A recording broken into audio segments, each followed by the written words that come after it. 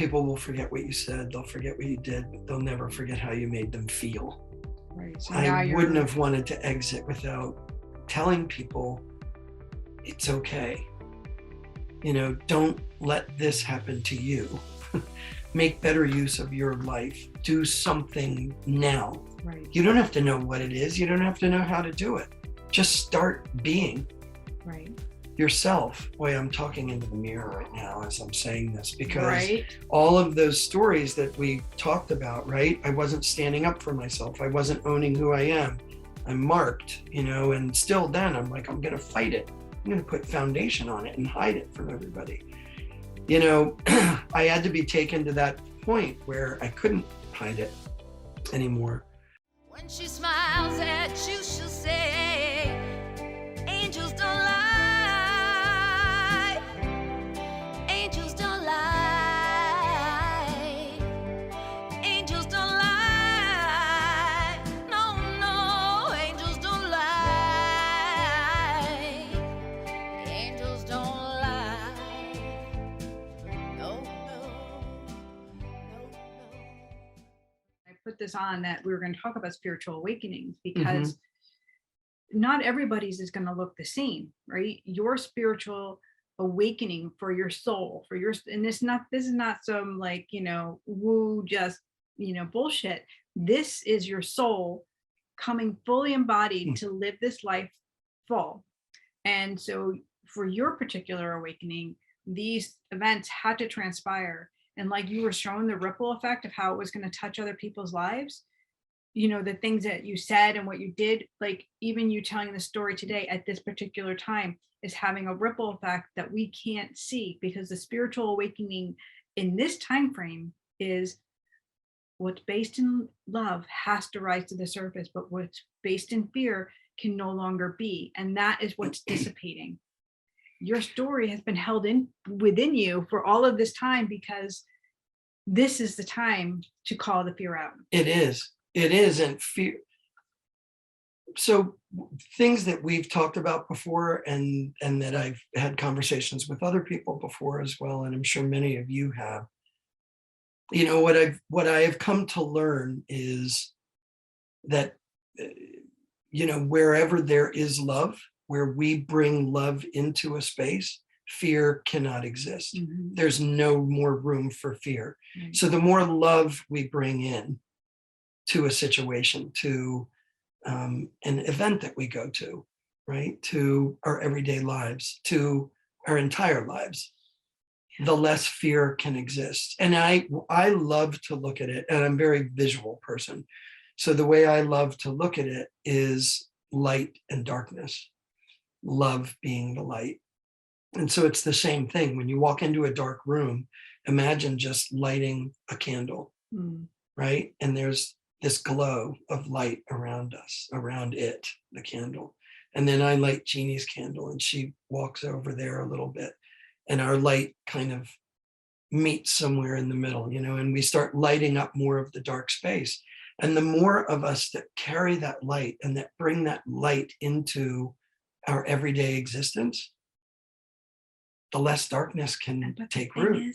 Everybody is the light. Everyone is the light. Everybody is the light. Like everyone is the light. It is not just hand-picked people. This is not, this is everyone is the light. And the remembrance of it is sometimes we have to go to these places where you're sitting across a bunch of doctors and they're not hearing you. And they're saying, no, there's something wrong with you. The next huge thing is, it became apparent to me, because I thought in that life review and everything, I thought, oh my God, be careful what you wish for. That was part of my contract. And I thought without question that I was dying. And Did a piano drop? That was the piano. The piano was the electrical storm, me being kept awake for 2 nights. And this like crazy experience that just, I started feeling energy swirling through my body, and it would go down through my toes, and I would kind of kick it out. And then it would start again up here and just start swirling. I mean, all of these different pieces of events took place over hours of time. But at a certain point, I understood or believed that I wasn't going to die. And that was quite a relief Oh, because yeah. my sadness came from not the fact that I was going to die, but that I didn't have a chance to say goodbye. Mm. Right?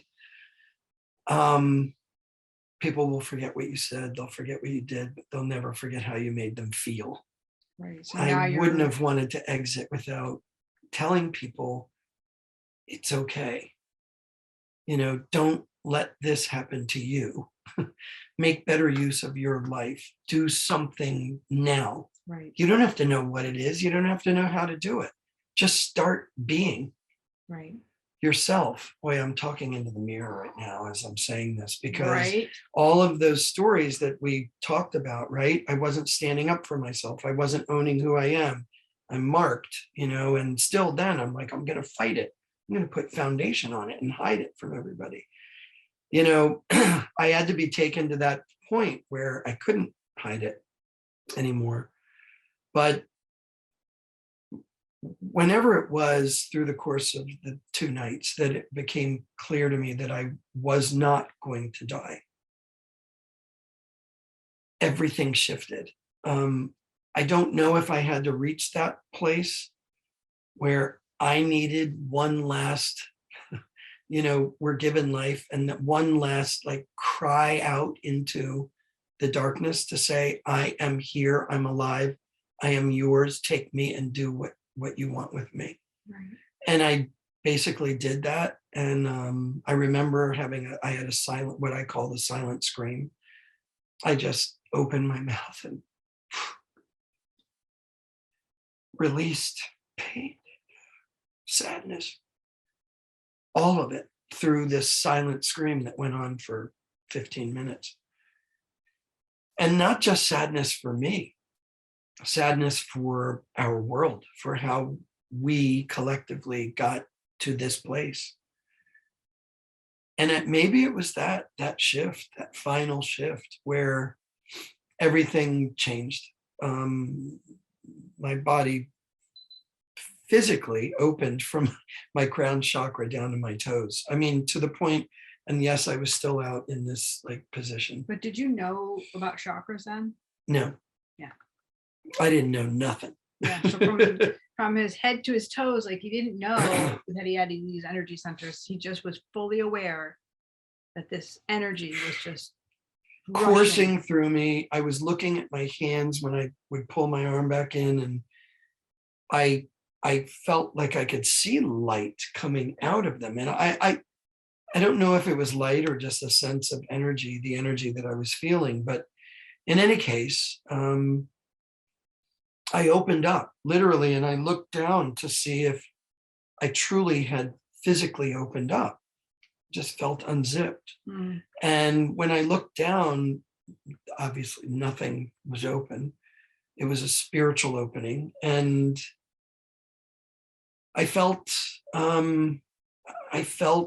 something, and we've discussed this before. It wasn't an entity or something. I felt something leave me, and then it returned almost instantly.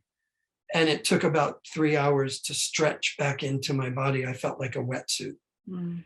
Whatever that was. And I've had, some work done over the years, and we've kind of labeled it a little bit, right? Spiritual surgery, Mm-hmm. that it was a cleansing and kind of a renewal. And what I was left with, because the details go on and on and on, for the 2 nights experience. But what I was left with on that, I guess, second morning, when I just got up out of bed, right before sunrise. And I was very in tune with Mother Nature, very in tune with, the systems that just will always be here well after we're gone, all of us. And I was left with this energy inside me, this light. I knew it was the light. I knew it was God's love. And I kept describing it as the light. And I got dressed and walked outside. I lit 3 candles out in the living room. I didn't know what I was doing, why I was doing it. I did go and look. I have to share this part. I looked in the mirror in the bathroom. I had tears streaming down my face, but they were tears of joy and awe and euphoria. I had to look in the mirror because I just said, when this is over, when this transformation is over, is it still going to be me? And that's the honest, just, I guess there was a piece of vanity still there or whatever, but I didn't want to freak anybody out. I didn't want whatever. Right. Like you were turning into some other guy. Exactly. But everybody saw it. Everybody. They saw energy. Everybody. I went out on the street, sunrise, barely sunrise. And I'll never forget him. Everybody was just beautiful. I was seeing auras. I could see their light shining from them. This man walking down the street, and he had a janitor's uniform on. And I didn't feel like I was walking on the ground. I literally felt like I was walking on air. I was vibrating at such a high level that I just didn't know how to contain it. And I wanted to go over across the street and hug this guy. He had the most beautiful smile from across the street and just looked over at me and just kind of followed me down the street, as I started walking. I don't know what he was seeing, but what I was seeing was just auric field and beauty and love and colors. And you guys, that's who every single one of us is. Every single one of us is a spark of the divine. So fascinating. So your near-death heaven. experience, and I just want to explain this spiritual awakening that it looks different for a lot of people.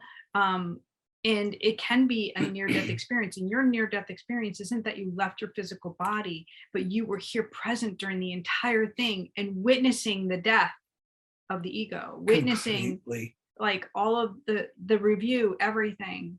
I had a really hard time talking about it after it happened because I didn't want to use me. I didn't want it to be about me because I knew it wasn't about me. Right. Like when you saw the janitor, you knew you were connected to him. Yeah.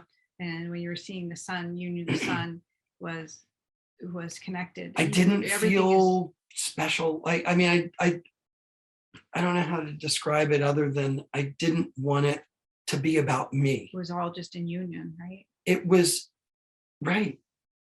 Like that's a beautiful way to say it. Everything moves in union always, not like when we die, we still move in union. Right. It's not over. Like we are still in union with our family and the universe, like everything just it's energy. Since all of this has happened, I've become so keenly aware of the duality that we're spiritual beings here having a physical experience. It is a union of our spiritual. It is, and remember, bring them together. How do we function, as a physical human here in this physical, dense, gravitational world, but as an energetic, spiritual light body? And that was kind of the duality that I was experiencing. Excuse me, and that lasted for 4 weeks. I was, what I like to say now about that 4-week period after this event happened, is that I was gifted a glimpse of the divine And I experienced life behind the veil while I was here in this physical incarnation. And I now know that now is my time to tell this story, because what I was experiencing for those 4 weeks was nothing short of heaven on earth. So your experience, and I think this is the most important thing the angels keep bringing to me, like over and over. I keep hearing God saying it, like this is the moment, like all of the angst, and like not that you had angst, I think that's probably the wrong word, but all of the kind of waiting and wondering, like what am I going to do with all this? Yeah. Now it's all like, now it's all coming here, and you've been able to share intimate pieces with different Yeah. people throughout, this last 20 something years. But now here we're reaching this space where everyone's going to hear all parts of this, the good, the scary, the fear-based ones, and then witness the miracle, because it's in the witnessing of the miracle to see our own selves in the dark, even though our stories aren't the same, even though we don't have what you had, we can understand the pain and the suffering because we all have our own. Right.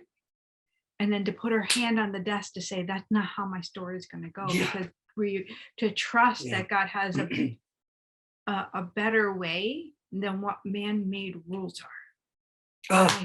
I've got this way. So you're floating in New York City. You're floating. I was floating through New York City. You're floating. I was sharing little things with people, not specific to Little energy exchanges, little words, little moments of like catching the guy's eye, like right. of sending him love, of being like, I recognize you. Right. But even in having conversations and sharing some of the I keep doing this, the download information that it truly wasn't coming from me, with people like Donnie Deutsch, who owned the agency where I was. And I'll never forget having a 2-hour conversation with him after hours one evening, which wasn't surprising. We would do that quite often, just sit and chat and stuff. But one night in his office, just a few nights later after the event, from 6 to 8 or something, and he was ready to go at 6 o'clock when I barged into his office and said, hey, I need to talk to you. And I just started talking at him, downloading information. And he, by the end of the 2 hours, he was sitting there, tears streaming down his face. And he came over to me and he said, I don't know what's happening. I cannot describe what I'm feeling. There's almost like there's too much energy in my office that I can't stay in here any longer.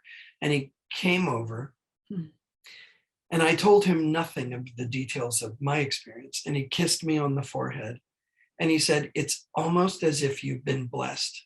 And I just stood there and sat there and just thought, what is he even talking about? Like I was just talking to him and telling him he needed to take a stand and stop playing so small, and all the things that I need to say in the mirror on a daily basis to myself. It's fascinating when I can totally relate to this in my own experience. Like, when I first started using my gift in the way that God asked me to, it was very different than when I was like, I'll just say, like, kind of playing it small in my fear-based play way. But when I started to really, like, the death of the ego, whatever, I'm in church and God said to me, I want you to talk to this man.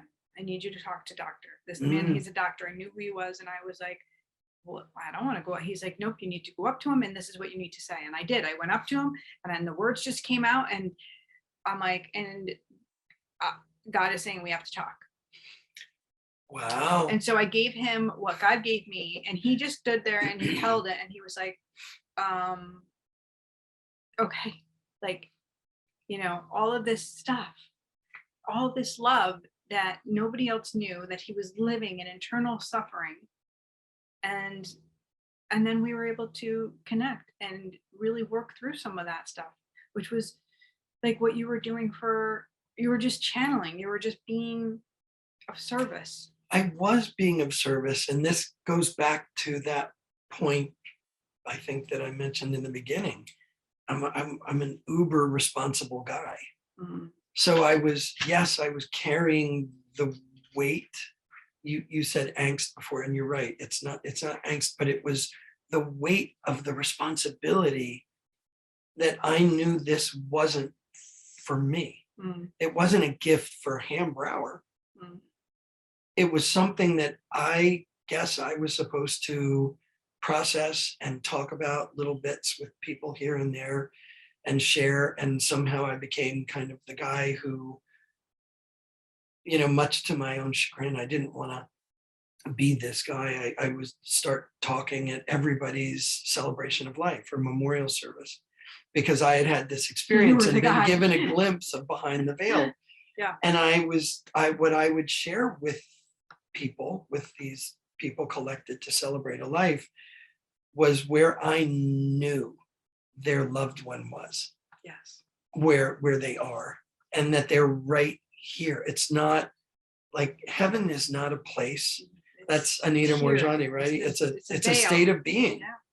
And it is a veil. It's like It's like if we open the space, the veil isn't like even literal. Right. It's energetic. It's all we have to do is surrender. extend our energy enough through our pain and sorrow and fear, and then we're there. Yeah. So Yeah. let's circle back so we can kind of let people on their day. But after you were sitting there and they were like, your doctors you were telling them all this euphoric stuff. You were like sharing, like, I'm walking on sunshine. Right. I'm walking on sunshine, guys. And they're like, conspiracy, like, who's telling you? Like right. What's happening? They were not happy. They were not happy. And I understood in that moment how rooted in the material world they are. Mm-hmm. And that for the most part, I think people who are in that place are just trying their best. They know what they know. They're I mean, think about all of the schooling and all of the training and all of the logic that a doctor has to rely on. Yep. And so this is kind of like, wait, something that's totally on the outside, that's miracle related, that's like, wait, I have to question this because all of my sources have been from books, from study, from science. And now you're saying something that is outside of science. Right. And the big but here, mm-hmm. the big but is that not only did I feel as though I had downloaded information that would back up and validate my experience that I was trying to communicate with them, Mm-hmm. but I was able to show them through the energy that I was feeling and that I immediately started playing with, physical things that I was capable of doing so that they would not have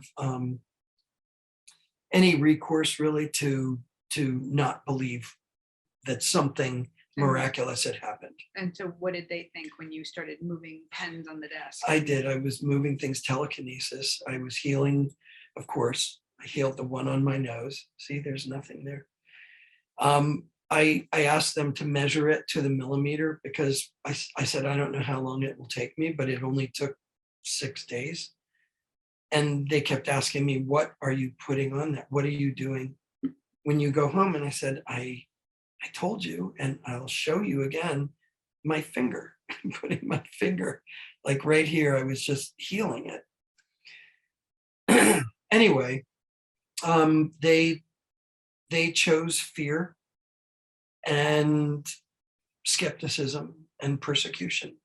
4 weeks of going through rigorous testing and brain scans and CAT scans and full body gallium scans and blood tests and 6 different psychiatrists and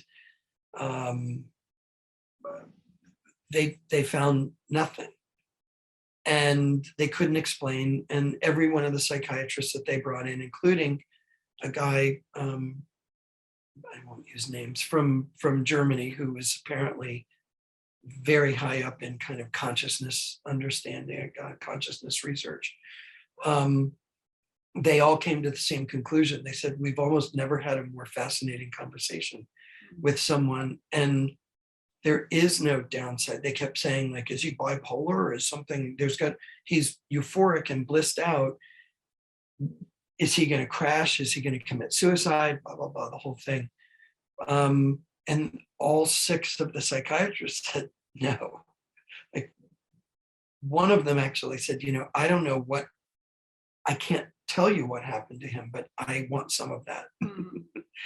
And so it was very interesting. And when I think at that moment, I realized I'm not meant to convince anybody of anything. I'm not meant to try to educate them on something that I don't fully understand. I'm just meant to live it. And that's when it became clear to me that it's not who we know or what we have that matters. It's what we do with whatever it is that we've got. Oh my God, I love that. That matters. That is what matters. And it's going to, yeah. Are we going to lean in? Are we going to hug? Are we going to forgive easily? Are we going to accept that somebody might feel something, but it has nothing to do with you? Are we going to look past what the logic has told us? Right. Hamilton. And do we have one more minute or yeah, two? One. That's it. You're done. There are no rules here. Everyone knows that's hard for me to right. be concise. But I think, I guess I have to tell this last part of the story with those doctors. Mm-hmm. Because at the end of the 4 weeks, what they wanted me to do so badly was to come into the hospital and do a spinal tap. And mind you, all of this was going on. I'm living behind the veil. It's heaven on earth. I'm still being given a glimpse of everybody's auras. My life was so different. And yet I was able to balance it all and maintain it and maintain this energy.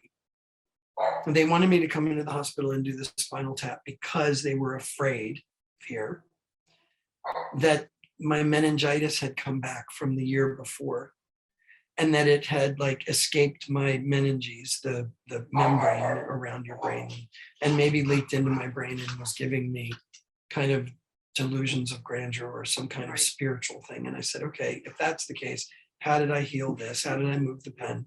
Whatever. So they got me to come in to the hospital because they thought that was going to maybe happen.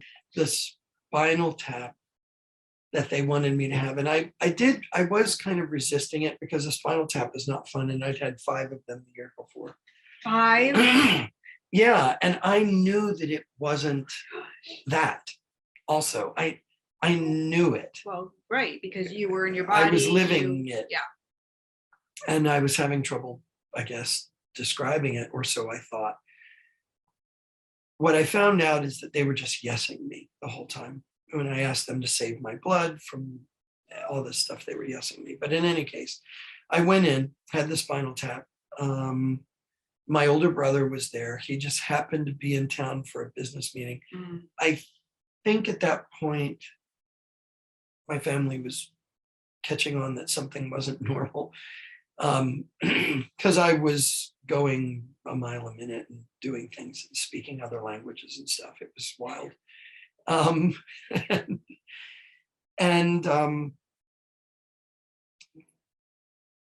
They came in and gave us the results an hour later into the room. My brother and I were sitting there. And the results of the spinal tap were negative. There was no titer found. They looked for white blood cells in the spinal fluid, and there was nothing. And I just kind of, in a little bit of snarky, I was like, really? I could have told you that.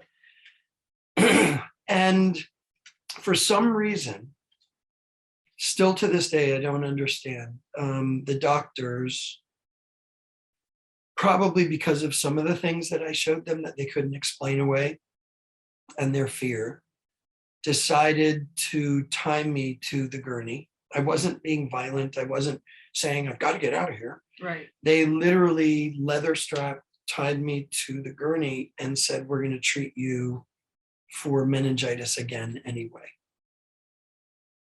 And I disagreed with them politely. I mean, there's nothing about me that's violent. I couldn't even Right. hit her harder than that. Ow. Right? There was no need for them to tie me down. It was very surreal. And they immediately, which was a big clue to me, I didn't even know what these medications were. They decided to shut me down, shut that part down. And they gave me lithium and thorazine. Really? Which I don't know if anybody out there knows what they are, but apparently they're major psychiatric drugs Yes. that dumb people down. And Right. and it happens pretty instantly. They had a lot of trouble getting me to take it, even though I was tied down, because I was just like, what? I don't understand. And there was a lot going on that I didn't understand, including the fact that they being the doctors, had called my parents, who were up in Maine at the time, and told them what was going on, including telling them for the first time that I was HIV positive. So you hadn't even No. been able to get to your family. No. And now they cross this line, which is so against the law now. It is, and I would imagine it was then, but I never went down any of those roads because I was still up here, even in my medicated fog at that point. But they started treating me with chemotherapy again for something that they had just told me a half an hour prior That you don't have. that I didn't have, because they couldn't explain it. And so there was a tiny little piece of me that felt defeated, only in that I realized I had talked to the wrong people. That's who, was kind of managing my care at the time. I thought they would be interested. I thought they would be scientific researchers wanting to know, right? You had just said, wanting to understand something that they hadn't been taught before, that they'd never seen. They were threatened or whatever. So how long did you have to stay there? Did you? I was in that hospital for about 6 days. The first night they had a little man, little old man in there. And I looked at him and said, I can't believe I know this, but I know why you're here sitting in the room. I was on suicide watch, even though I was tied to a gurney, which was just amazing to me. I think I do know why they tied me. When I was on the gurney in the hallway waiting for the room, there was a woman next to me. She was 98 years old. Her name was Susan. That's all I ever got. And we were literally side by side, like gurney to gurney. And she was just begging for water. She had been in the hallway for apparently 3 or 4 hours. I was only there for an hour or so. And she just, we started talking, and I started sharing with her. She was the first person, really the first person that I had started sharing what I had been gifted, and that she knew where she was headed, that this was probably going to be her last hospital stay. And I told her about it. And I shared with her that there is absolutely nothing to be afraid of. As a matter of fact, it's a sea. It's not even a sea. That's finite. It's an infinitesimal sea of love and peace that we cannot even begin to describe. Mm-hmm. Even saying those words I resist saying them because it limits it so much. It's a love that we don't have here. And I almost hesitate to say that, because I guess all of us can access it, but right. It is so powerful and so unconditional and so all-encompassing that I'm not so sure that our physical body is designed to be able to contain that for much longer than a few hours. And somehow I was able to do it for not me, I was gifted the experience of holding it for 4 weeks.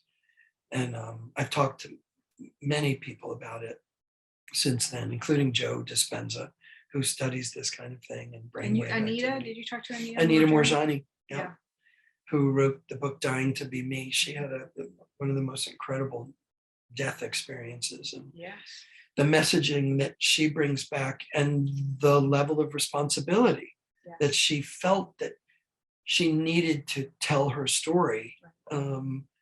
Very similar to how I have felt. I was just not called to do it completely yet until now. And it became so clear to me. I called Jeannie a few weeks ago. It was again, that same thing that drew me into Grace Church that day. It was a calling. And it was a calling. I just knew why. Now it made so much sense why I've not shared the whole story until now, because now's the time. So now, as you stand up for health, which Yeah. is, by the way, his company, his nonprofit, and you laid there, you shared this with this 98-year-old woman, and then you knew the man in your room, why he was there. And when you were able to get out, did you stop taking that medication? Was it? I did. I then went home for a few days in New York City to my apartment, and my family, who then knew everything, then they could kick in and give their gift of love that they couldn't believe, that they hadn't been a part of until then. They kicked in big time, and they flew me up to Maine, where my parents were on this little island. And I went up there to continue treatment, and they got me there, and we talked to our family doctor up there, who's known me forever and whom I trust. And I told him the whole story. And I said to him, I do not need to be on lithium and Thorazine. Mm-hmm. And would he help me start weaning off of it? Because he recognized immediately that I didn't need to be. And he said, I will. And I asked him, I said, if there's anything that happens, anything that I'm not aware of, or that whatever that you are aware of, put me right back on it if you think I need to be. And he said, okay. And within, I don't remember, a week, you have to wean off of it. Within a week, I was off of both. And they still treated me. That's, my new pain point is they still treated me for a full round, 60 days of chemo for meningitis that I didn't have. No. And that took a big toll. But, through all of that, I guess that was the rock bottom. Let's drag him through the gravel a little bit. And, I guess we're only, what is it? The stronger, carry the bigger weight. I don't know. You had your family's help. I had my family. You had love. That was a weight off of me. I have to say, God has a great plan, and, he still wanted you to involve your family. And so all roads led to your family had to find out.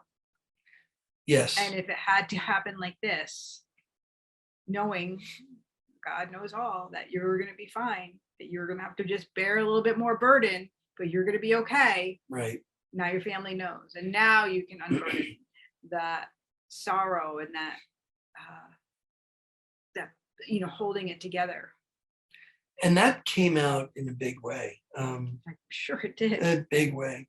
And it was just so interesting, since we're telling the whole story.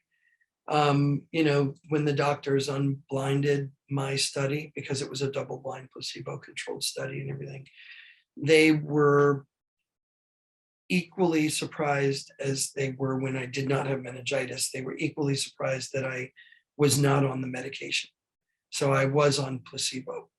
So there was no explanation for what could have caused this. And I said, there is, I so you had a surrendered to it. miraculous healing. I did. Right? You you were healed of AIDS. Yeah, I did. I was. And then I knew that the responsibility that I now carried was, what do I do with all that? Right. And that's what started leading me on my zigzagging journey to my purpose. And I love that my nonprofit came out of that, which is called Stand Up for Health, which, right, it comes, like, I just turned inside out the pain of that process that I went through, and I turned it into my passion and my purpose. Right. I transmuted the misery of illness into my mission to shine the light and simply live by example, share my story so that it might illuminate the path for others who are walking in the darkness and fear. And maybe that'll make it easier for them. You were hopefully. dragged through like many cycles of fear-based medical treatments, experiences, all while trying to hold it together, a piece for yourself. And then it all unveils to where you're like left completely like naked and wide open, like kind of just like bearing it all. Bearing it all. And now what's so interesting, I don't just educate people about, the very simple things we can all do to live a healthier life and optimize our physiology, because it's pretty simple, really. But I educate doctors too. Every doctor I come into contact with, every health professional. And I just share the power of nutrition and the power of detoxing our bodies through God's pharmacy, Pharmacy, through plants and fruit, veggies, and berries, and the micronutrition and antioxidants. And now I understand the physiology behind it and what that's doing, that it's just helping every single one of us alleviate our toxic load, because we're all exposed to toxins on a daily basis. If you eat, drink water, and breathe air, you're exposed. And that will lead all of us to an opportunity to the potentiality of our true purpose and a life of thriving. And that's what I stand for now. All that stuff that we've talked about, it's the past. I know that it's shaped who I am today, and I wouldn't trade one second of it. Maybe the tying down of the gurney part, that I wasn't really into that. Right. But I wouldn't trade any of it in, because it's given me the passion behind my purpose and responsibility to share. I just feel So like it that's was it. another way God was showing you, because it was the second time you were tied down, second time you were like held down. Like the first time you wanted your boyfriend to hold you down, you were feeling stiff, you were willing for it. And now this time you were unwilling, but God was saying, like, I need you to release what you're holding inward. Oh, And it's physically coming to you. You're tied down, but like it's got to come out. And it was a forced hand. wow. But then once it was out, it's out and it's over. Wow, you're good. Be yourself, everybody. Be who you were designed to be. There are no mistakes, and we are not in control. And we're all here to represent that beautiful, delicious, unique piece of the puzzle that we are. I mean, that's how we all fit together and create this incredible visual. So true. Like the story to be continued. There's so much more, from the point of the healing, the point from Maine. But I do believe we talked a lot about that in the previous conversations we've had. And this is just ginormous. There's so many nuggets. And I would love for you guys, love, love, love for you to put in the comment section what your biggest takeaway, what stood with you today, what is touching your soul about what Hamilton shared about his experience with God. And this miracle man that sits next to me that has been healed and is shining. And in his own words, he is thriving. So we'd love to hear from you. If you've had an experience of spiritual awakening, a near death, and that you're living in a consciousness, conscious awareness, making decisions based on divine guidance rather than ego, like, let me know too, because I think this is what we touch upon all the time when we hang out, like conscious living. What's that look like for you? Do all of you know the longest road you're ever going to walk? The longest journey in this entire lifetime that any of us are ever going to walk. I know, because I heard it before, Do but you? that's okay. It's, want to know how far it is? It's far. Mm-hmm. It's 14 inches. It's about the distance between here and here. We all need, and I learned this the hard way, kicking and screaming, basically, to get out of our heads, to get out of the ego, and to get into our hearts. And it's like the veil. It's as simple as just opening up and asking and surrendering and accepting. And that's it. That's beautiful. And if you want to find Hamilton, he's on Ham Brower on Facebook and on Instagram. Instagram is, untethered. Untethered. Untethered.ham, I think it is. Yeah. But we'll put everything in the show notes when this podcast comes out, just so you guys can have all of his links. You can look up Stand Up for Health if you're interested. And I thank you, my friend. I thank you for being here, for opening the storybook with me. Thank you for giving me the space, honestly.